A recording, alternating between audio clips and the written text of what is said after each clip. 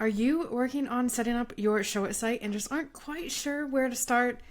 Don't worry, I got you covered. Hey, I'm Jessie from Inkpot Creative, and we are a brand and web design studio that specializes in Showit. We are Showit design partners. We are in Showit 24/7. So in today's video, I'm going to walk you through how to set up your design settings so that you can actually get started creating your site, customizing your template, whatever it is on Showit.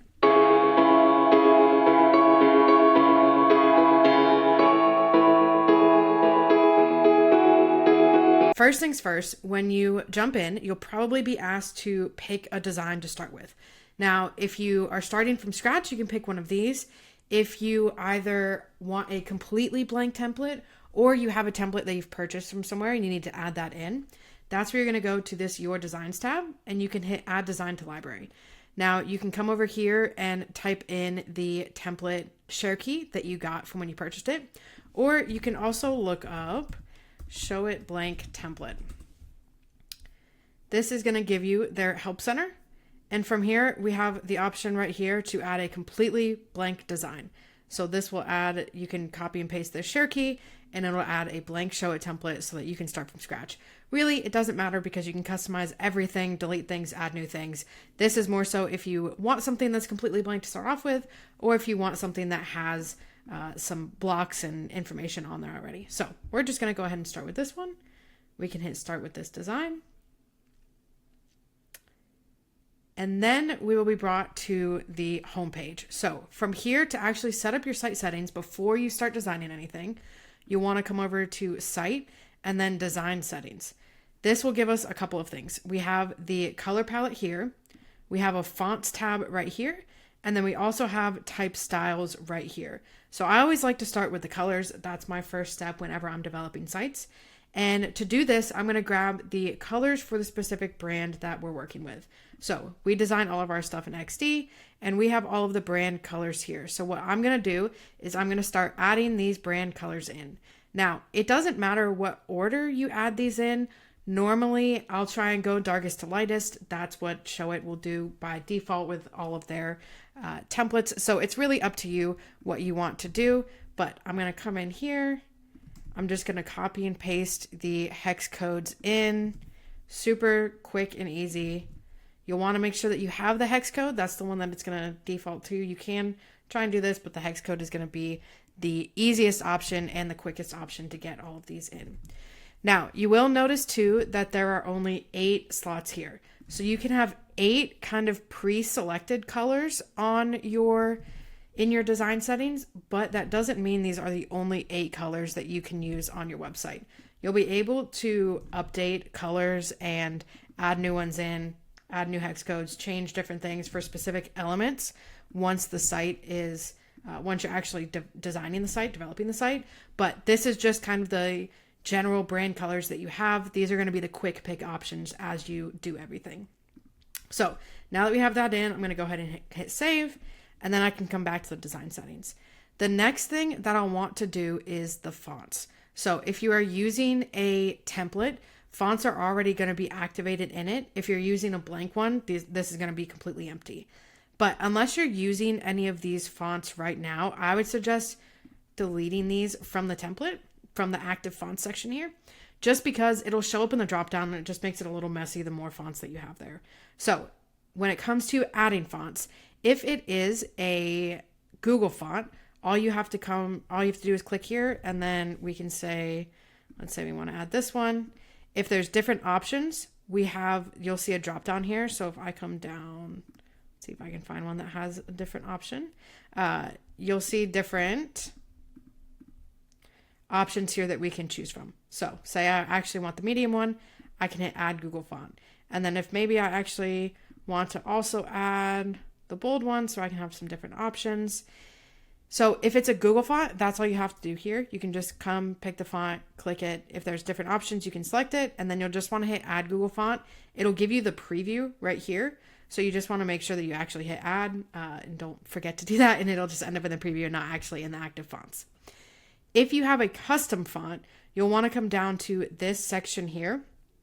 The first thing you want to do is upload the font file. So you'll need this wolf version of the font file. You want to make sure that that is uploaded into your media library before you do this step. So if you click this, it'll open up your media library. We have ours all in a folder that's just called fonts. So we have all of the fonts here. So once it's uploaded to our media library, we can come down here, click this option. This will give us all the different fonts that are uploaded there. So we can select one. We're able to adjust the name here. So for example, for some of these, if the font file, when you actually get it, is something like this, obviously that's not a very good name for the font, and it's really difficult for us to do anything special with it on the site. So you want to make sure you rename it. But if it's already named like this, we can leave it like that. You'll also want to select I own a license for this before you hit add custom font.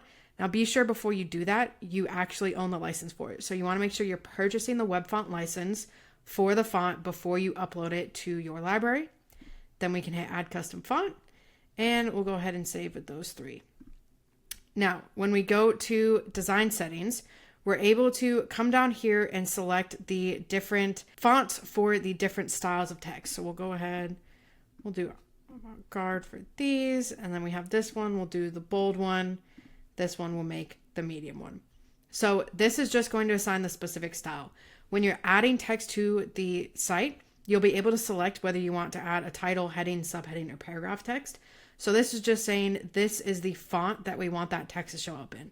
Now, like I said, same with the colors, you're able to change this so you can add it to the page and switch it. Maybe you want this one, but you want a subhead, but you want it in the heading font. You can switch it when it's on the page. This is just going to be the default settings. Now, the other thing you might want to change is the default styling. So right now we're on the title. I generally keep it for whatever the darkest one is. That's what I'll set everything for. And I'll also set everything for left aligned. Now, if your design has a lot of the stuff center aligned or anything like that, you can totally adjust this. This is what I just tend to do. And then when it comes to the sizing, normally around 54 is good for titles to start off with. This is something where as I'm developing out the homepage, I will go back and forth and adjust this a little bit. I'll leave it at 54 to start with. If I'm going through and I'm like, I think I need it a little bigger, a little smaller, I'll come in here and change it in the design settings before I design the rest of the site. Now, it's important if it's just one section, you don't want to adjust things here. This is only if you want everything on the entire site to be a different size. So we'll leave that there. For this one, we'll go ahead and change the color here. We might make this one a little bigger. Normally around 45 is where I'll stick. We'll make it left aligned. We'll come down to subheading. We'll do the same thing. Now this one is set to 14. Generally, we try to keep everything 16 or above. So I'm going to go ahead and do that. I might actually make it 18. 18 is normally where we sit with that. I'm going to flip over here and make this 16 to make sure that it's big enough. Now with the subheadings too, you'll notice that the line height is normally a lot higher than the headings or even the paragraphs sometimes. So I'll normally come in here and bring this down depending on your design. Again, the design, the font, everything like that. I'm just going to make it a little smaller. And then we have the paragraph text. So again, I want to make sure it's at least 16 for both of those. Good. I'll come down. I might make this line height a little tighter, and then I'm going to make it left aligned. So there's a whole bunch of different settings you can have on these. They're all going to have the same ones. You can adjust line height, the letter spacing, especially with subheads, you might have some letter spacing in between it, the text alignment, anything like that. You'll also notice some of these have two options and some of them don't. You're able to adjust that for basically all of these. If we click these three dots here, we get this split mobile and desktop option. So now we can edit these independently of each other. This is just so that for certain things like text size, it's obviously going to be bigger on some parts on desktop than on mobile. If we had a 54-point font on mobile, it's going to take up the whole thing. You're not going to be able to see much. So that's why we have it set to 54 here and 36 on mobile. So if you do need to split anything, you can do that. You can also merge them. So we can come over here, whatever side we're clicked on, we can click this merge button. It'll merge them together so we can edit them together.